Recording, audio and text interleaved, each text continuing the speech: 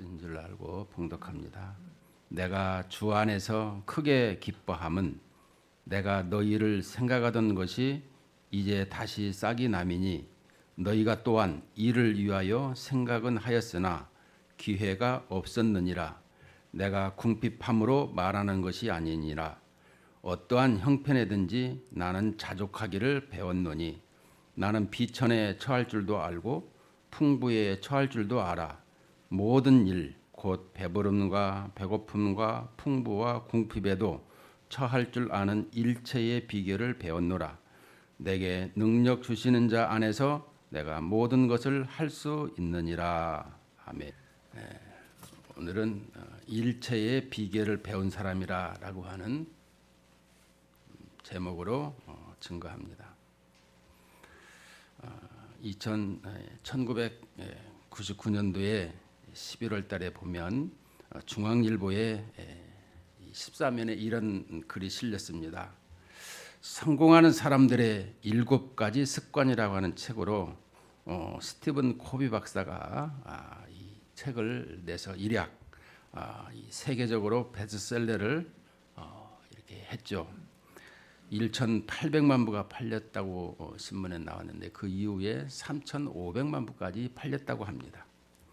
그런데 이렇게 책을 많이 팔아서 많은 돈을 벌게 되었는데 어떤 사람의 유혹에 이제 사업을 하게 되었습니다. 그런데 정작 이 스티븐 코비는 자기가 이 사업을 자기가 내놓은 책대로 하지 않다가 그만 다 망해버리고 말았어요. 그래서 이 자신이 컨설팅 회사를 세웠는데 자기가 써놓은 책대로 행하기는커녕 정반대로 행해가지고 주가가 폭락해서 경영에서도 또 이렇게 망하는 바람에 아주 망신살이가 뻗쳤더라, 이런 내용이었습니다. 남을 가르치긴 했지만 정작 자기를 가르치지 못했고, 남에게는 이렇게 하면 성공한다 해놓고 자기는 그대로 행하지 않았더라, 이런 말씀입니다. 실제로 그가 말한 대로 해서 성공한 사람이 많이 있었습니다. 그래서 유명해진 것인데 정작 자기는 그대로 하지 않아서 실패했다, 이런 말인 것입니다. 지식에는 3가지가 있습니다. 머리로 아는 지식이 있고요, 가슴으로 아는 지식이 있고 몸으로 아는 지식이 있습니다. 역시 우리는 머리로 아는 지식은 머리뿐이지 직접 몸으로 체험을 통해서 몸으로 아는 지식이 아니었기에 그렇듯 이렇게 웃음거리가 되고 말았더라라는 내용입니다. 오늘 본문에는 12절에 보면 일체의 비결을 배웠노라. 11절에도 자족하기를 배웠노니, 이 배웠노니하고 이 12절에 배웠노라라고 하는 것은 단어가 다르게 떠 있습니다만은 우리에게 배워야 된다라는 사실을 가르쳐 주고 있습니다. 오늘 우리는 무엇을 배워야 될 것인가, 이런 부분을 우리에게 가르쳐 주고 있습니다. 사람들은 자기 실력을 가지고 자기가 배운 것을 가지고 살아가고 있습니다만, 그러나 그 배우는 것이 그리스도 안에서, 주 안에서 이것이 되어지고 있느냐, 우리는 항상 이렇게 점검을 해봐야 되는 것입니다. 먼저 이 빌립보서를 보게 되면 빌립보는 누가 세웠죠? 바로 이 사도 바울이 세웠습니다. 이 소아시아를 전도하러 나갈 때에 주의 성령께서 2번씩이나 길을 막고 이제 이 마게도냐 지방으로 가게 되었습니다. 근데 마게도냐 지방을 가서 보니까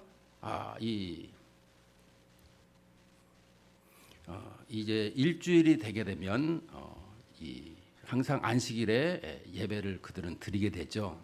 10명 이상이 모이면 이 회당이요, 10명 미만이 모이면 기도처인 것입니다. 그런데 우리가 잘 알듯이 이쪽 유럽 쪽에는 당시에 이렇게 회당이, 그러니까 유대인들이 많이 있으면 회당이 세워지는데 이때에는 유대인들이 많지가 않았나 봅니다.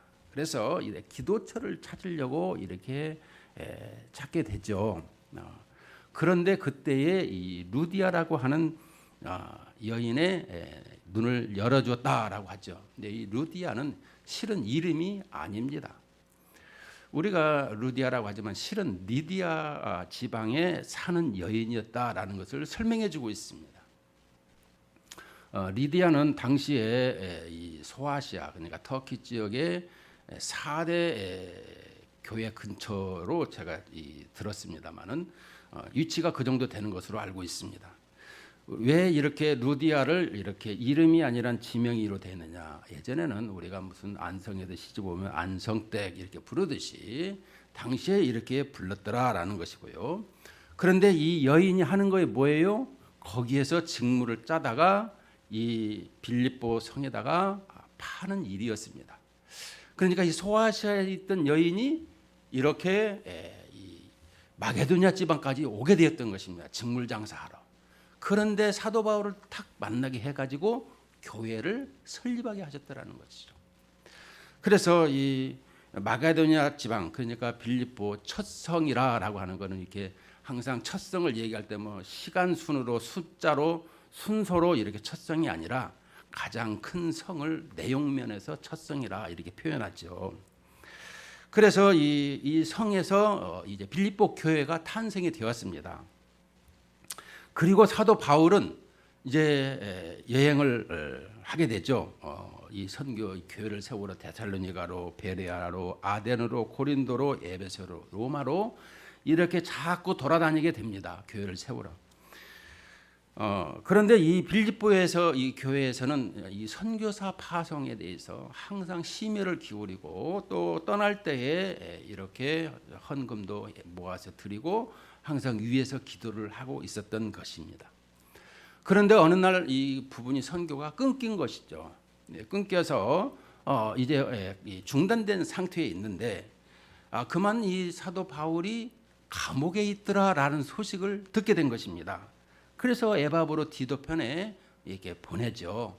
그래서 이 많은 것을 믿을 수 있는 사람으로 담임 목사인 에바브로 디도를 이 빌립보에 보내게 되는데 그 모든 것을 이제 받고 나서 그 모든 것을 이 영수 처리하는 부분이 있습니다. 뭐냐 그러면 선교 헌금을 받게 되면 그런 받았다고 하는 것을 분명히 시인해 줘야 된다라는 것이죠. 영수 처리가 바로 오늘 본문의 10절에 나와 있습니다. 내가 주 안에서 주 안이라서 이것을 기억해야 되는 것입니다. 또 13절에도 능력 주시는 자 안에서 이 두 가지를 기억하고 있어야 됩니다. 그래서 이 내가 주 안에서 크게 기뻐하면 이게 아주 크게 기뻐했다라는 것은 이런 놀라울 정도로 기뻐했더라라는 내용인데요. 너희가 나를 생각하던 것이 이제 다시 싹이 남이니 너희가 또한 이를 위하여 생각은 하였으나 기회가 없었느니라. 이 기회를 말씀하고 있는데 실은 너희가 나를 생각하던 것이 이제는 다시 싹이 남이니 그러니까 늘 사도 바울을 생각하고 있었는데 그 모든 것이 이제 다시 싹이 나서 이렇게 보내주게 되었더라라고 하고 있는 것입니다. 그것이 바로 생각은 하였으나 기회가 없었는데 지금 감옥에 있다라는 것을 너희가 들었고 그래서 지금 기회가 주어졌더라라는 것을 말하고 있는 것입니다. 그리고 내가 궁핍함으로 말하는 것이 아니니라 어떠한 형편에든지 나는 자족하기를 배웠느니 이렇게 그는 이 선교 여행을 하면서 자족하는 것을 참 많이 배웠다라는 것입니다. 우리가 고린도후서 11장에 보면 그가 이 선교 여행하면서 배웠던 이런 어려운 환경을 전부 거기에 기록해 놓고 있는 것을 보죠. 근데 특별히 궁핍함으로 말하는 것이 아니니라 어떠한 형편에든지 나는 자족하기를 배웠노니 이 자족하는 것을 배웠다라는 것입니다. 풍부해도 궁핍해도 그래서 12절에 보면 나는 비천에 처할 줄도 알고 풍부에 처할 줄도 알아 모든 일 곧 배부름과 배고픔과 풍부와 궁핍에도 처할 줄 아는 일체의 비결을 배웠노라. 사도 바울은 자기가 이렇게 풍부할 때, 비천할 때, 또 배부름과 배고플 때에 어떻게 행했더라는 것을 배웠더라는 것입니다. 우리가 쉽게 생각할 수 있는 것이 무엇입니까? 배가 부르고 부귀영화를 누리고 살다가 갑자기 이렇게 사업이 기울어서 망하거나 할 때에 많은 사람이 죽음까지 생각하는 것이 많이 있는 것을 보면서 그것이 내 힘과 내 능력으로 된 줄로 알고 그렇게 생각하는 사람들이 참 많이 있었습니다. 오늘 본문에서 가르치는 내용은 이것입니다. 사도 바울은 하나님께서 나에게 능력을 주셔서 부하게도 하시고 가난하게도 하시고 그 모든 것을 이렇게 주장하셨더라라고 고백하고 있는 대목입니다. 나에게서도 자족하는 것이 뭐예요? 이 없을 때에 특별히 불편함이 많이 있죠. 저는 히에라폴리스 가서 그 골로새 교회를 넘어가는 그 산이 높이가 거의 2,000m 가까이 된다고 하는데 거기를 이렇게 그냥 내 집 드나들듯이 다녔던 길이더라라고 하는 그 가이드 선교사의 이야기를 들으면서 가슴이 조금 뭉클함이 있었는데요. 거기에는 이렇게 이 많은 산적들이며 또 이런 위험한 동물들이 거기에 있었더라고 이 얘기를 많이 하고 있습니다. 그럼에도 그 모든 것 이런 것을 다 겪을 뿐만 아니라 배고픔과 추위 이 터키 지역은 가면 이런 수면에서 있는 것이 아니라 한 500m, 1000m 위에 그 위에가 도로가 있고 집이 있고 그 위에 또 산이 한 1000에서 2000m가 더 높습니다. 이처럼 이런 평지가 아니라 높은 고지대에서 살고 그 고지대에서부터 이렇게 활동하는 그런 모습을 많이 생각을 하게 되었는데요. 문제는 우리에게 항상 이 배고픔이라는 것을 생각을 해봐야 되는 것입니다. 여러분 배고프면 도적질한다고 그러지 않습니까? 그래서 잠언에서는 우리에게 이 도적질 아니하도록 이 가난도 또 배부르면 주님을 모른다 이럴까봐 항상 우리에게 일용할 양식으로 이렇게 해주세요. 이런 기도가 있었지 않습니까? 이처럼 우리에게 이 일체의 비결을 배웠다라는 것, 우리에게 이 모든 것을 어떻게 배웠느냐? 그것은 바로 13절에서 내게 능력 주시는 자 안에서 내게 능력 주시는 자가 누구시길까요? 바로 나의 주님이시더라라고 설명해 주고 있습니다. 주님께서 내게 모든 것을 할 수 있도록 하셨더라 이렇게 말씀해 주고 있는 것입니다. 우리는 무엇을 할 때마다 내 힘과 내 실력으로 되었다라고 생각을 하고 있습니다만은 실은 그렇지 않습니다.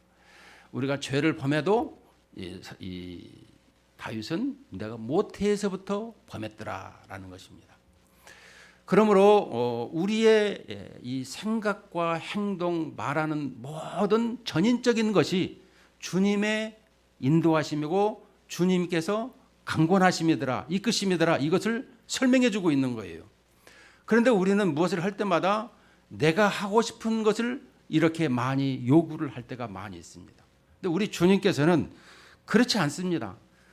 이 빌립보 세워질 때에도 보면 자기는 이 빌립보 가기 전에 소아시아를 할 때에 항상 사도행전을 보거나 16장에서 사도행 16장에도 보게 되거나 또 여기 이 빌립보에서도 보게 되면 느끼는 것은 뭐냐?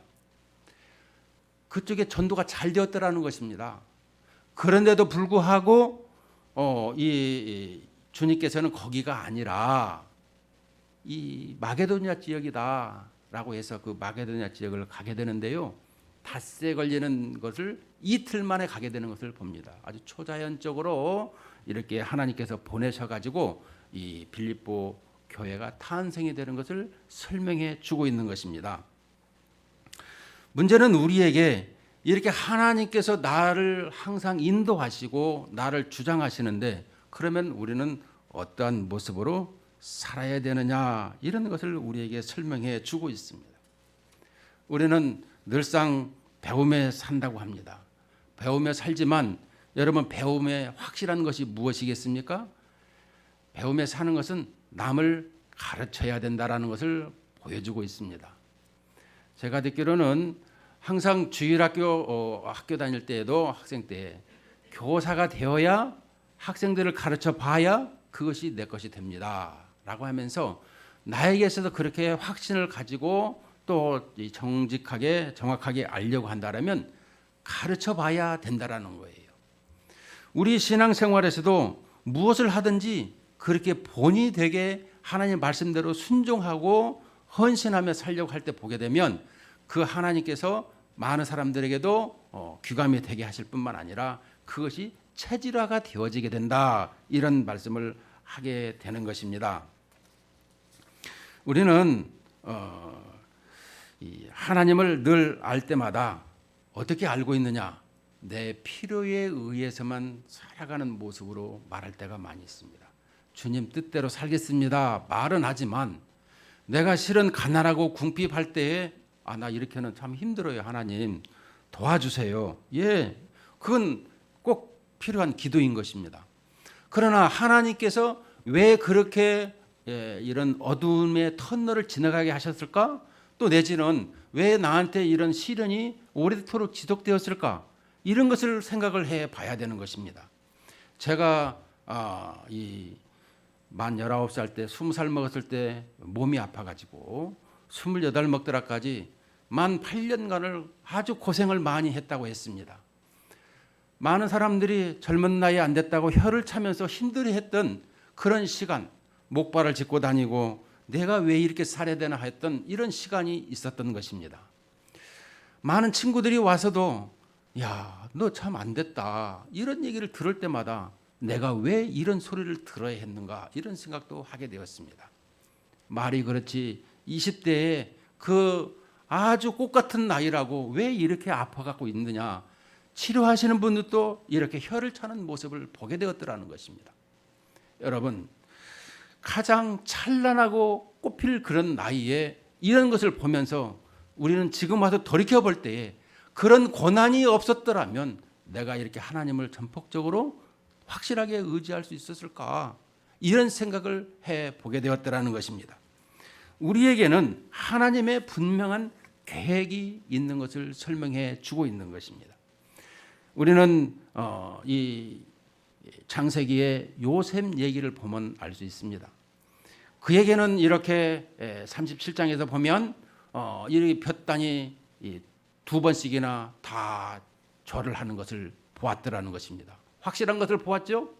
그러나 그가 창세기 45장에서 느끼는 것은 무엇입니까? 시기해가지고 형들이 나를 팔았지만 이 모든 것은 생명을 살리기 위해서 나를 하나님께서 먼저 보내셨더라. 그러니까 이런 모든 것을 볼 때에 생명을 구원하시려고 이렇게 주님께서 일찌감치 예비하셨더라라고 설명해 주고 있습니다. 우리에게도 마찬가지일 것입니다. 여러분, 우리의 신앙생활에 항상 말할 때마다 우리는 성령의 열매를 맺어야 됩니다. 믿음의 또 이런 열매를 가지고 있어야 되는 것입니다. 열매가 무엇입니까? 열매라는 것은 내 신앙생활의 본전의 이자를 설명해 주고 있는 것입니다. 이 이자에 대한 것인데 그 이자라는 것을 뭐라고 설명할 수 있느냐? 바로 생명을 말하는 것입니다. 생명을 전도하고 그 생명을 주께 인도하는, 그래서 그 생명으로 말미암아 하나님께 영광을 돌리는 것이 바로 열매이더라라는 것이 우리에게 설명해 주고 있는 것이죠. 자, 오늘 우리에게 그렇더라면 이렇게 자기 삶 속에서 주님께서 그 모든 것을 이 일체의 비결을, 그러니까 나에게서 자족하는 것, 내 궁핍과 또 이 부요와 또 여러 가지의 배부름과 가난함을 이렇게 잘 알게 했던 것이 무엇이냐?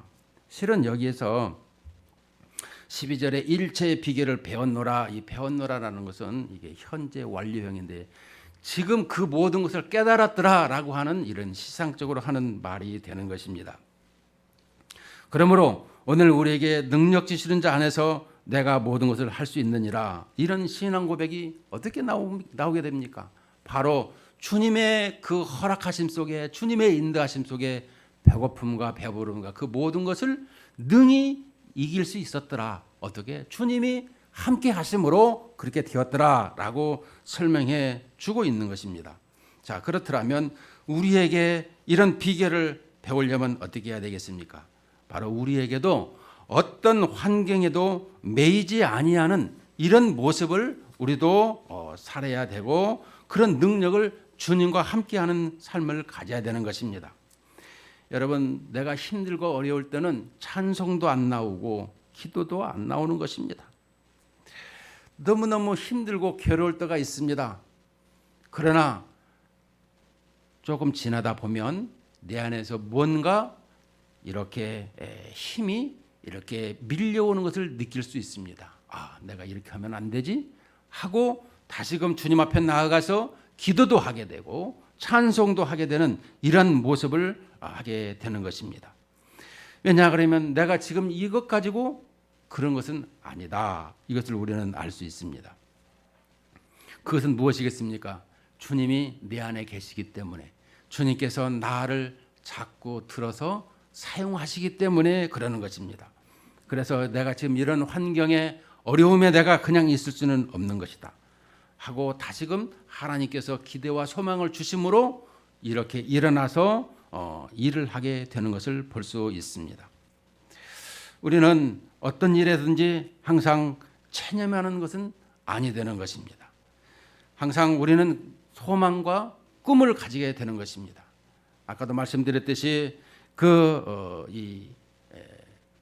요셉을 볼 때마다 그는 이 창세기 39장 2절로 3절이나 21절에 볼 때에 뭐라고 합니까? 여호와께서 요셉과 함께 하심으로 이렇게 설명해 주고 있습니다. 또 그가 이 보디발의 집에 있을 적에 이 말씀하실 뿐만 아니라 감옥에 갈 때에도 21절에도 여호와께서 요셉과 함께 하심으로 이렇게 이런 모습을, 이런 말씀을 해 주고 있는 것입니다. 여러분, 지금 바울도 감옥에 있습니다. 감옥에 있는데 그는 찬송하며 이렇게 기쁨의 서신을 쓰게 된 배경을 한번 생각해 보시면 바로 하나님께서 그 모든 것을 공급해 주고 계시더라라고 말할 수 있는 것입니다. 여러분, 항상 우리는 무엇을 하든지 제가 종말론적 신앙생활을 하자라고 얘기하고 있습니다. 종말론적 신앙생활 하면 어려운 말이라 못 알아듣습니다. 이렇게 얘기를 하니까 항상 저는 종말론적 신앙생활 얘기를 해놓고 거다 쉬운 말을 또 합니다. 종말론적이라는 것은 미래의 일을 현재에 끌어들여서 생활하는 것입니다. 내가 수명이 다하고 생명이 끊어져서 주님 앞에 서서 생활하는 그런 아름다운 주님과 연합하는 생활을 지금 이 시대에, 이 시간에 내가 함께 하는 것을 종말론적인 신앙생활이라 이렇게 표현하고 있는 것입니다.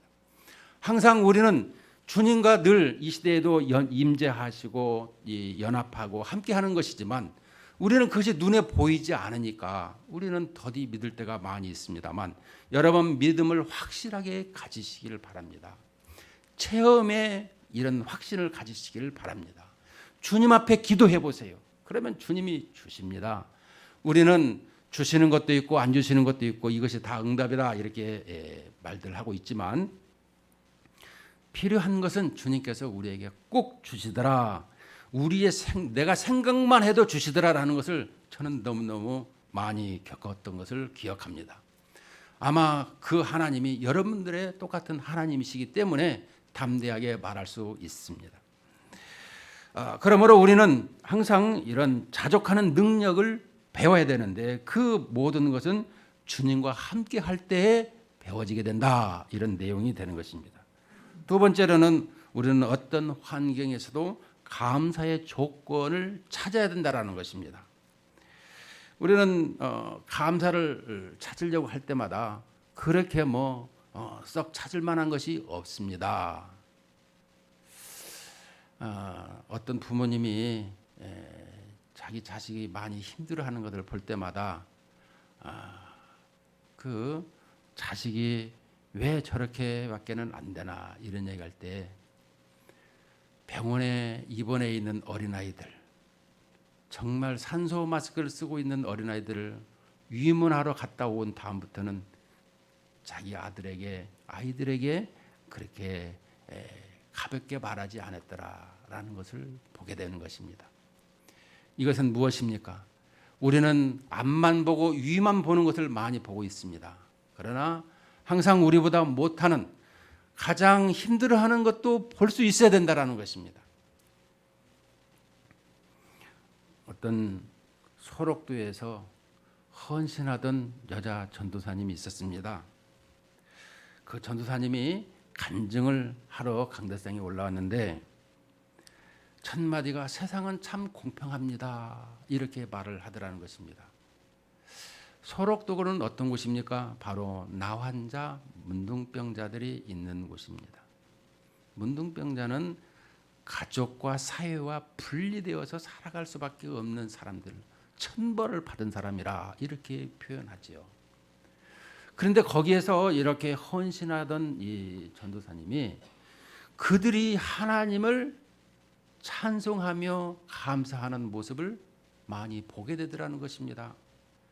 자기를 이렇게 비참한 구렁텅이에 집어넣은 하나님을 원망해도 시원찮을 텐데 그 하나님을 찬송하며 찬미하는 것을 볼 때마다 하나님은 참 공평하십니다.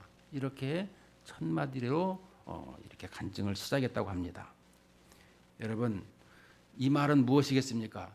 우리의 삶 속에서 매일매일 감사를 찾으려면 아주 많이 있더라는 것입니다. 그것을 주님 앞에 고백한다라는 것입니다. 이것이 우리의 삶 속에서 드려지는 것이다, 이렇게 고백하는 것입니다. 일체의 비결이 뭐라고요? 내 속에서 항상 감사를 찾을 수 있는, 사도 바울이 감옥에서도 자기에게 있어서 이렇게 쇠사슬로 이렇게 착고에 매어 있더라도 그것은 별것이 아니다. 주님이 잠시 있으라고 했을 뿐이다. 우리는 시편 25편에 보게 되면 이 요셉이 착고에 차여 있는 모습을 시편 기자는 고백합니다. 뭐라고요? 이 발이 착고에 차이고 또 허리에 이런 쇠사슬에 차여 있는데 그것은 무엇이겠습니까? 그를 오도 가도 못하게 딱 이렇게 묶어놓고 있는데 하나님께서 그 모든 것을 이렇게 쓰시고자 그를 조종하고 있고 인도하고 있더라라고 시편 기자에서 표현해주고 있는 것입니다. 그래서 45장에 그렇게 말하고 있지 않겠습니까? 내가 팔려온 것이 아니라 하나님께서 생명을 구원하려고 이렇게 인도하셨더라. 내가 다른 길로 가지 못하도록 이렇게 하셨더라라고 하고 있는 것입니다.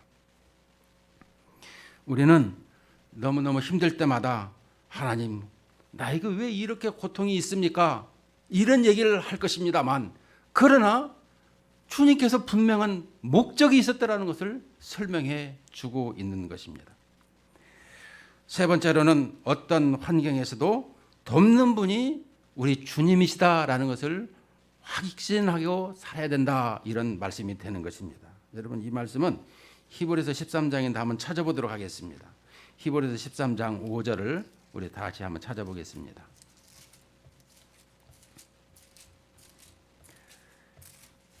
히브리서 13장 369쪽 13장 5절 6절 우리 다 같이 한 목소리로 읽도록 하겠습니다. 시작. 돈을 사랑하지 말고 있는 바를 족한 줄로 알라.